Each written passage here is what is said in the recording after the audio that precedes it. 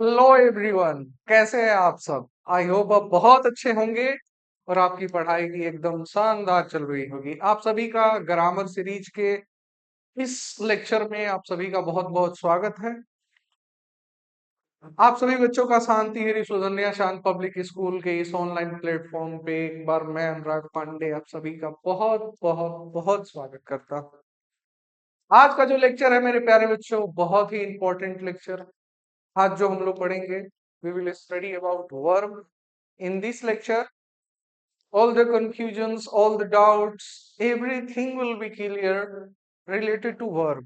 Just be with me till the last time, and I'm very much sure there will be no any doubt which will be left after studying verb. My dear students, आज जब हम verb के बारे में पढ़ेंगे, तो ये verb सिर्फ बेसिक ही नहीं होगा। ये वर्ब से आप एसएससी सीजीएल सीपीयू सीएचएसएल 2026 में जितने भी क्वेश्चंस इससे रिलेटेड पूछे जाएंगे, I am very sure verb से एक भी डाउट आपका नहीं बचेगा।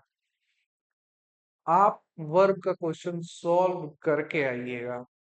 Don't worry, be with me, I will be able to solve your problem. चलिए स्टार्ट करते हैं। एक्चुअली में वर्ब होता क्या है, इस चीज को समझिएगा। वर्ब को हम हिंदी में मेरे प्यारे बच्चों क्रिया कहते हैं। क्या कहते हैं? किसी काम का होना, the word which shows action. Action मतलब समझ रहे हो ना, क्रिया। स्टेट, स्टेट मतलब समझते हो, किसी चीज की अवस्था, अवस्था बताए। पोजीशन, पोजीशन मतलब समझ रहे हो, आई होप ये इसका मतलब होता है हक, हक को दर्शाए। आप उसी को वर्ब कहते हैं। क्या कहते हैं? Verb. Verb is a word which shows action, state, position in a sentence is called verb. Example के रूप में बाबू, he is a boy। ये जो is है, ये is आपका क्या है? वर्ब है। और ये is बता रहा है कि ये अवस्था इसकी क्या है? लड़का है। स्टेट इसकी बता रहा है कि लड़का है। He is going there। यहाँ जो going है, ये गोइंग भी है और इज भी है, ये दोनों वर्ब है। लेकिन मेन वर्ब यहाँ पे आपका गोइंग है। गोइंग आपका कौन सा क्या दर्शा रहा है? जाना। जाना एक एक्शन है। कहीं आप जा रहे हैं, आप गा रहे हैं, you are doing an action, you are doing an action. I have, I have, ये हैव जो है ये आपका वर्ब है। और ये वर्ब जो है किसको दर्शाता है? ये पोजीशन को दर्शाता है। ये आपके हक को दर्शाता है कि मेरे पास एक कलम है। यानी अगर आपसे कोई पूछे कि वर्ब होता क्या है, तो वर्ब ऐसे वर्ड्स होते हैं जो एक्शन को बताते हैं, जो स्टेट को, अवस्था को शो करते हैं, जो पोजीशन को बताते हैं, उन्हें हम वर्ब कहते हैं। बिना किसी देरी किए चलिए आगे की ओर बढ़ते हैं। मेरे प्यारे बच्चों, वर्ब को हम लोग दो टाइप में डिवाइड किए हैं। एक वर्ब होता है जिसको हम लोग कहते हैं मेन वर्ब। मेन वर्ब का दूसरा नाम है प्रिंसिपल वर्ब। इसी को हम लोग फुल वर्ब भी कहते हैं। मेन वर्ब को तीन नाम से जाने जाते हैं। मेन वर्ब कहिए, प्रिंसिपल वर्ब कहिए, या फुल वर्ब कहिए, तीनों बात एक ही है। तो मेन वर्ब होता क्या है? मेन वर्ब वो वर्ब होता है जिसका खुद में कंप्लीट मीनिंग होता हो, जिसकी कुछ दूसरे की सहायता लेने की जरूरत ना हो अपने मीनिंग को देने के लिए, जो दूसरी की सहायता ना लेते हैं। जैसे ही ही इट्स, वह खाता है। इट्स मतलब होना किसी चीज को खाना, वह खाता है। इसका जो आप हिंदी लीजिएगा तो ये लिखिएगा वह खाता है। जब वह खाता है, क्या ये पूरा मीनिंग दे रहा है कि नहीं दे रहा है? एब्सोल्युटली दे रहा है। मेरे प्यारे बच्चों, यहाँ लिखा है कि आई गो। आई गो का मतलब ये हुआ कि मैं जाता हूं। मैं जाता हूं। मैं जाता हूं पूरा का पूरा मीनिंग है। यहाँ पे यहाँ पे जो वर्ब आप देख रहे हैं, ये जितने भी गो, ईट, लाफ, क्राई, अब्यूज, बिकम, आप वॉच, राइट, रीड, ये कट, जितने भी वर्ड्स अगर आप ऐसे देख लें, वो सारे वर्ड्स मेन वर्ब को दर्शाते हैं। किसको दर्शाते हैं? मेन वर्ब को दर्शाते हैं। लेकिन जब हम हेल्पिंग वर्ब की बात करें, तो हेल्पिंग वर्ब का दूसरा नाम है एक्सुलरी वर्ब। कौन सा वर्ब? एक्सुलरी वर्ब उसे कहा जाता है, जिसका खुद में अपना मीनिंग नहीं होता, जिसमें खुद, जो खुद अपना मीनिंग नहीं देता है, लेकिन प्यारे बच्चों, लेकिन वो क्या करता है? दूसरे को हेल्प करता है, ताकि वो क्या हो जाए? कंप्लीट मीनिंग दे पाए। यानी the verb which is used with a main verb, जिसका जिसका हम यूज मेन वर्ब के साथ करते हैं, ताकि वो खुद में पूरा मीनिंग क्या कर सके, बता सके। जैसे अगर हम कुछ समय के लिए, यहाँ लिखा हुआ है he is eating a mango, इसका मतलब ये हुआ कि वह आम खा रहा है, वह एक आम खा रहा है। अगर मैं यहाँ ईज को थोड़ा काट देता हूं और लिखा हो ही ईटिंग अ मैंगो, तो ये सेंटेंस गलत है, ये सेंटेंस सही नहीं है। जब तक ये इज जो है ईटिंग को क्या कर रहा है? हेल्प कर रहा है। तो ये हो जाएगा आपका हेल्पिंग वर्ब, और ईटिंग आपका हो जाएगा कौन सा वर्ब? मेन वर्ब हो जाएगा। हीटिंग हो जाएगा आपका मेन वर्ब हो जाएगा। तो ये इज बिना, मतलब ये इज का, ये पूरा सेंटेंस कंप्लीट हो नहीं रहा। यानी इज जो है ईटिंग को क्या कर रहा है? हेल्प कर रहा है। तो ये इज जो है हेल्पिंग वर्ब हो जाएगा, और ईटिंग आपका मेन वर्ब हो जाएगा। Similarly, she is singing a song, वह गाना गा रही है, वह गाना गा रही है। यहाँ इज जो है ये हेल्पिंग वर्ब है, जो कि हेल्प कर रहा है किसको? ये सिंगिंग को। तो सिंगिंग आपका कौन सा वर्ब हो गया? मेन वर्ब हो गया। मेरे प्यारे बच्चों, एक चीज को हमेशा आप याद रखिएगा। अगर मान लीजिए अगर मान लीजिए कि इफ, ये अक्सर क्वेश्चन पूछता है सीजीएल सीएचएसएल में, if only helping verb is used in a sentence, then it is act as a main verb. अगर किसी सेंटेंस में सिर्फ और सिर्फ हेल्पिंग वर्ब हो, तो अब वो हेल्पिंग वर्ब नहीं रह जाता है, अब वो बन जाता है मेन वर्ब। जैसे एग्जाम्पल के रूप में देखिएगा, ध्यान से सुनिएगा। आई एम अ स्टूडेंट, मैं एक विद्यार्थी हूँ। यहाँ वर्ब अकेले है, लेकिन इसके अलावा कोई वर्ब तो है नहीं। लेकिन हम जानते हैं is, are, am, was, were, ये सारे हेल्पिंग वर्ब होते हैं।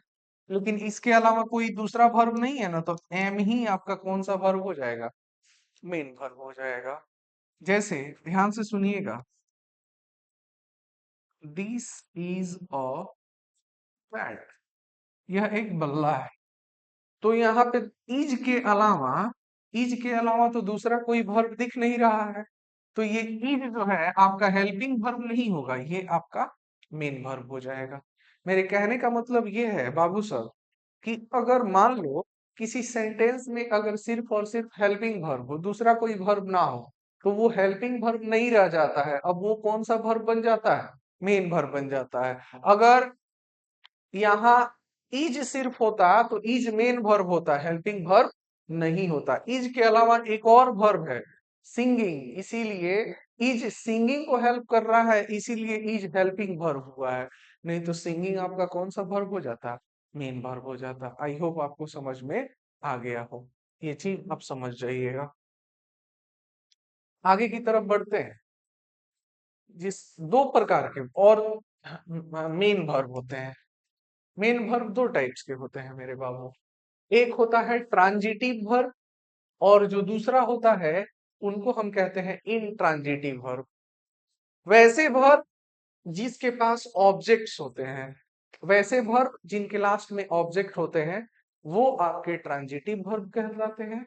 और वैसे वर्ब जिनके पास कोई ऑब्जेक्ट नहीं होता है, जिनके पास कोई ऑब्जेक्ट नहीं होता है, जिनके पास कोई ऑब्जेक्ट नहीं होता है, उन्हें हम उन्हें हम इंट्रांजिटिव वर्ब कहते हैं। जैसे बहुत ध्यान से सुनिएगा, आई एम गोइंग, मैं जा रहा हूं, लेकिन इसके लास्ट में अगर हम जोड़ दिए school, I am going to school, तो ये टू स्कूल आपका क्या हो जाएगा, ये हो गया आपका ऑब्जेक्ट। ये ऑब्जेक्ट होने से जो ये जो मेन वर्ब है और ये आपका कौन सा वर्ब है, हेल्पिंग वर्ब है, ये टोटल जो है आपके कहला जाएंगे ट्रांजिटिव वर्ब। कौन से वर्ब कहला जाएंगे, ट्रांजिटिव वर्ब कहलाएंगे। क्यों, क्योंकि इनके पास ऑब्जेक्ट है। लेकिन अगर वही हम सिर्फ यहाँ पे लिखें कि आई एम गोइंग और यहाँ फुल स्टॉप दे दें, तो ये आपका आपका मेन वर्ब है और ये आपका हेल्पिंग वर्ब है। तो इसके इसमें कोई ऑब्जेक्ट नहीं है, ध्यान से देखिएगा, यहाँ कोई ऑब्जेक्ट नहीं है और ऑब्जेक्ट नहीं होने के कारण ये आपका ट्रांजिटिव वर्ब हो जाता है। कौन सा वर्ब हो जाता है, ट्रांजिटिव वर्ब हो जाता है। वैसे वर्ब जिनके पास ऑब्जेक्ट होता है, यहाँ देखिए, I send him a letter, I यहाँ हिम अ लेटर, ऑब्जेक्ट हो गया, ऑब्जेक्ट हो गया। जब ऑब्जेक्ट है तो ट्रांजिटिव है। और आई राइट अ लेटर, यहाँ भी एक ऑब्जेक्ट है तो ये ट्रांजिटिव है। आई होप आपको समझ में आ गया होगा। यहाँ देखिए, the verb which has not any object, I play, यहाँ कोई ऑब्जेक्ट नहीं है तो इंट्रांजिटिव हो गया। आई रीड स्टिल, मैं रोज पढ़ता हूँ, यहाँ भी कोई ऑब्जेक्ट नहीं है, ये आपका इंट्रांजिटिव वर्ब कहलाएगा। ये आपको समझ में आ गया। आगे की तरफ बढ़े तो अगर हम हेल्पिंग वर्ब की बात करें तो हेल्पिंग वर्ब तीन, ध्यान से सुनिएगा, प्राइमरी हेल्पिंग वर्ब, मॉडल्स होते हैं और मार्जिनल हेल्पिंग वर्ब होते हैं। एक्चुअली ये तीनों भी जो है मॉडल्स के ही अंदर आते हैं। ये तीनों भी जो है मॉडल्स, इनकी संख्या 3 होती है। अगर हम मॉडल्स की बात करें तो मॉडल्स की टोटल संख्या 3 होती है। इस 3 में 10 जो होते हैं वो मेन होते हैं और ये 3 जो होता है ये होता है आपका मार्जिनल।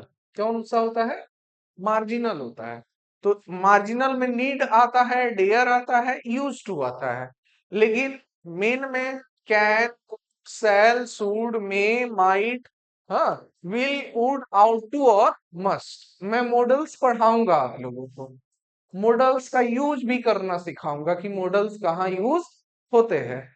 मेरे प्यारे बच्चों, ध्यान से सुनिएगा, ये सारे के सारे आपके हेल्पिंग वर्ब में ही की तरह ही जो यूज होते हैं। अगर अकेले हो तभी मेन वर्ब। टू बी एक वर्ब होता है, उसका फॉर्म पहला इज होता है, दूसरा आर होता है, उसके बाद एम, उसके बाद वाज और ये वेयर, ये सब टू बी का फॉर्म होता है। टू हैव का फॉर्म होता है हैव, हैज, हैड।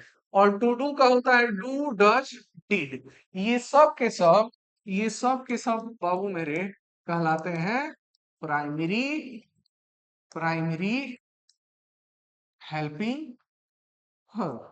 ये सब के सब आपके प्राइमरी हेल्पिंग वर्ब कहलाते हैं। ये मॉडल्स हेल्पिंग वर्ब है और ये मॉडल्स में ही तीन जो है ये इसको आपको मार्जिनल हेल्पिंग वर्ब कहलाता है। ये सब के सब आपके हेल्पिंग वर्ब हो गए। अब देखिए, नेक्स्ट लेक्चर में हम आपको ये बताएंगे कि वर्ब जो होता है वो दो प्रकार के आपने अभी देखा।